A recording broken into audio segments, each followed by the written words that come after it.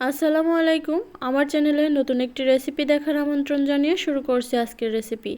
আজকে আমি তিল আর নারকেল দিয়ে এই ভাজা পুলি পিঠার রেসিপি আপনাদের সাথে শেয়ার করব। আশা করছি আপনাদের ভালো লাগবে। খুব সহজভাবে শেয়ার করেছি। আমি সব সময় চেষ্টা করি কঠিন কঠিন রেসিপিকে সহজভাবে আপনাদের সামনে তুলে ধরার। তো চলুন কথা না বাড়িয়ে মূল রেসিপিতে চলে যাচ্ছি। আজকের এই নারকেলের যে পুলি পিঠাটা বানাবো সেটাতে আমি কিছু তিল ব্যবহার করব। তবে আপনারা যদি চান তাহলে তিলটা স্কিপ করতে পারেন, শুধুমাত্র নারকেল দিয়েও কিন্তু এই পিঠাটা বানিয়ে নিতে পারবেন। এখানে আমি একটা কড়াইতে পর্যাপ্ত পরিমাণে পানি দিয়েছি আর এতে দিচ্ছি লবণ এবং 1 চা চামচ ঘি। পানি যতটুকু দেবেন সেই বুঝে লবণটা অ্যাড করবেন। আর ঘিটা দিলে পিঠাগুলোর স্মেল খুব ভালো আসে, খেতে ভীষণ ভালো লাগে। তো এখন পানিটাকে বলক তুলে নেব। তো পানিটা যখন খুব ভালোভাবে ফুটে উঠেছে তখনই এর মধ্যে আমি আতপ চালের যে শুকনা গুঁড়িটা হয় সেটাই দিয়ে দিচ্ছি। আপনারা চাইলে ভেজা গুঁড়িটাও ব্যবহার করতে পারেন, তবে এই শুকনা গুঁড়িটা দিয়ে এভাবে একটু ছড়িয়ে দিয়ে ঢাকনা দিয়ে ঢেকে একেবারে লো হিটে রেখে দিব 5 থেকে 6 মিনিটের জন্য, যাতে করে ভালো করে সিদ্ধ হতে পারে। কারণ এটা ভালো করে সিদ্ধ না হলে কিন্তু আটাটা কাঁচা থেকে যায়, তখন আর খেতে ভালো লাগে না এবং পিঠাগুলো একদম পারফেক্ট হয় না, ফেটে ফেটে যায়। তাই আটাটা যখন গরম পানিতে মেশাবেন তখন খুব ভালোভাবে যাতে আটাটা সিদ্ধ হয়ে যায় সেদিকে খেয়াল রাখবেন। এই তো আমার আটাটা খুব ভালোভাবে সিদ্ধ হয়ে গেছে। এখন কড়া থেকে নামিয়ে ফাঁকা একটা স্পেসে নিয়ে নিচ্ছি। এটা একটু ঠান্ডা হলেই এটাকে মথে নিতে হবে, তবে বেশি ঠান্ডা করা যাবে না, তাহলে সেক্ষেত্রে কিন্তু গুটি গুটি হয়ে থাকবে। গরম থাকা অবস্থায়, মানে হাতে শোয়া মতো গরম থাকা অবস্থায় এটাকে ভালো করে মথে নিতে হবে। তো এটাকে মথে সফট একটা ডো তৈরি করে নিতে হবে।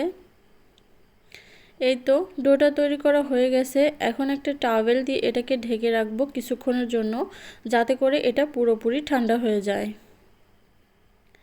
এটা ঠান্ডা হতে থাক, এদিকে আমি নারকেলের পুরটা বানিয়ে নিচ্ছি। এখানে আমি কিছুটা তিল নিয়ে নিয়েছি, আর যেহেতু তিলটা দোকান থেকে কিনে আনা কাঁচা তিল, তাই একটু ভেজে নিচ্ছি। তো 2 থেকে 3 মিনিট লো হিটে ভেজে নেবেন। তারপর এর মধ্যে দিয়ে দিচ্ছি 1 কাপ নারকেল কোড়া। আমি আবারও বলছি, আপনারা চাইলে তিলটা স্কিপ করতে পারেন, শুধুমাত্র নারকেল দিয়েও বানিয়ে নিতে পারেন। তারপর আমি আরও 1 কাপ নারকেল আর 1 কাপ গুড় দিয়ে দিচ্ছি। মিষ্টিটা আপনারা আপনাদের প্রয়োজন অনুসারে দিয়ে দেবেন। আর এখানে যদি গুড় ব্যবহার না করতে চান সেক্ষেত্রে চিনিটাও ব্যবহার করতে পারেন। তো এভাবে নাড়তে চাড়তে গুড়ের যে পানিটা বের হয় সেটাকে শুকিয়ে নিতে হবে। বেশিক্ষণ নাড়ার কোনো প্রয়োজন নেই, শুধুমাত্র গুড়ের পানিটা শুকিয়ে নিলেই কিন্তু হয়ে যাবে। তো এরই মধ্যে পানিটা শুকিয়ে গেছে। এখন আমি চুলাটা অফ করে দিব, কারণ এটা যখন ঠান্ডা হয়ে যাবে তখন আরেকটু হার্ড হয়ে যাবে, তাই একটু সফট থাকতে থাকতে এটাকে নামিয়ে নিতে হবে। তো এই যে দেখুন, এই অবস্থায় আমি একটা প্লেটের উপর ঢেলে নিচ্ছি। এখন আগে থেকে যে আটাটা মেখে রেখেছিলাম, মানে চালের গুঁড়িটা মেখে রেখেছিলাম, সেটা আবারও কিছুক্ষণ মথে নিতে হবে। এটা পুরোপুরি ঠান্ডা হয়ে গেছে। এখন আবারও 2 থেকে 3 মিনিট এটাকে মথে নিচ্ছি। আর এই খামিরটা যত ভালোভাবে মথে নেবেন ততই পিঠাগুলো পারফেক্ট হবে। পিঠাগুলো কিন্তু একদমই ফেটে ফেটে যাবে না। তো আমি কয়েকটা ভাগে ভাগ করে নিয়েছি, কারণ এটাকে আমি এখন রুটি বেলে নেব।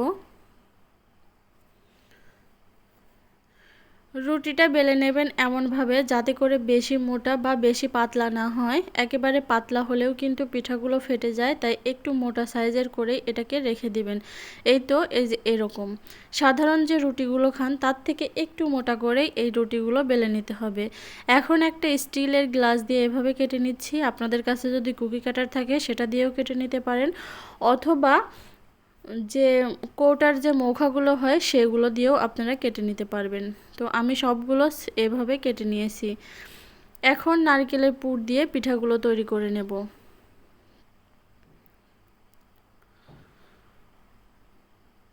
তো এই তো এভাবে পিঠাগুলো তৈরি করে নিচ্ছি। আপনারা যে যেরকম ডিজাইন পারেন সেরকম ডিজাইন করে এগুলো করে নিতে পারেন। আবার চাইলে এমনিতে সিম্পলও রেখে দিতে পারেন ডিজাইন ছাড়াই। আমি আরও একটা বানিয়ে আপনাদেরকে দেখিয়ে দিচ্ছি।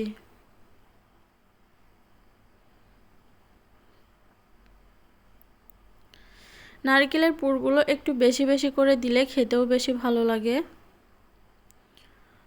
তো সেম প্রসেসে আমি সবগুলো বানিয়ে নিয়েছি। এখন এগুলোকে ভাজতে চলে যাব।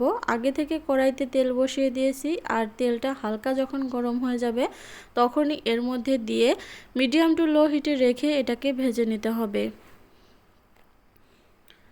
পিঠা ভাজার সময় কখনোই কিন্তু হাই হিটে ভাজতে যাবেন না, তাহলে উপরটা খুব তাড়াতাড়ি কালার চলে আসে আর ভেতরটা কিন্তু একদমই কাঁচা থেকে যায়। তাই এগুলো ভাজার সময় লো হিটে রেখেই ভেজে নেবেন। আমার এই পিঠাগুলো বানিয়ে অনেকক্ষণ রেখেছিলাম, আমি একটু কাজে ব্যস্ত হয়ে পড়েছিলাম, যার জন্য কিন্তু পিঠাগুলো ফেটে গেছে। আপনারা পিঠাগুলো বানানোর সাথে সাথেই ভেজে নেবেন, তাহলে কিন্তু পিঠাগুলো ফাটবে না। তো এভাবেই সবগুলো পিঠা আমি ভেজে নিয়েছি, আর দেখতেই পারছেন কতটা লোভনীয় হয়েছে। আমার এই আজকের রেসিপিটা আপনাদের কাছে ভালো লাগলে অবশ্যই লাইক, কমেন্ট এবং বেশি বেশি করে শেয়ার করে দেবেন ফ্রেন্ডস অ্যান্ড ফ্যামিলিদের সাথে। আর আমার চ্যানেলটা সাবস্ক্রাইব করে পাশে থাকা বেল বাটনটা অন করে দেবেন, তাহলে পরবর্তীতে যখনই কোনো নিত্য নতুন রেসিপি আপলোড করব নোটিফিকেশন আপনাদের কাছে খুব তাড়াতাড়ি পৌঁছে যাবে। তো আজকের মতো এখানেই বিদায় নিচ্ছি। সবাই ভালো থাকবেন, সুস্থ থাকবেন। আল্লাহ হাফেজ।